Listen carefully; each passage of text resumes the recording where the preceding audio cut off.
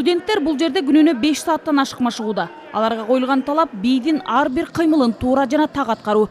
Себеби ири саамалыктын өлкө үчүн мааниси зор. Дүйнөлүк көчмөндөр оюнунун ачылышы суктанаарлык көрүнүш болушу керек. Ошондуктан жаштардын ар бир кыймыл аракети хореографтын көзөмөлүндө. Ар бир студентке, ар бир волонтерго биз түшүндүрүп бердик. Мамлекеттик бул проекттин деңгээлин абдан чоң деңгээл болуп атканы. Ошондуктан ар бирөө келип, ар бирөө катышуусу абдан жакшы сапатта. Алтынай Садабаева үчүн биринчи көчмөндөр оюнуна катышуу сыймык. Ошондуктан ал бийдин көркүн ачып берүүгө далалаттанып жатканын айтат.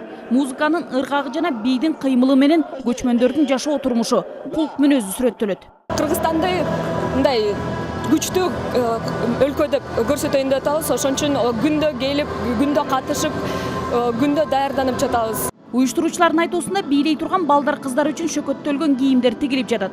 Студенттер өлкөдө маанилүү саамалыктын күбөсү болуп жаткандарына сыймыктанат. Көптөгөн өлкөлөр көргөндө ушул ачылышына катышып аткан үчүн, ошон үчүн мен бул иш-чарага катышып атканыма өтө сыймыктанам, мамлекет үчүн, өлкөбүз үчүн, өлкөбүздүн келечеги үчүн. Толкундануу болуп атат, бир чети патриоттук сезим ойгон кичине болсо да ушул кыргыз элинде ушундай чоң иш-чара өтүп атканы бизди кубандырып жатат.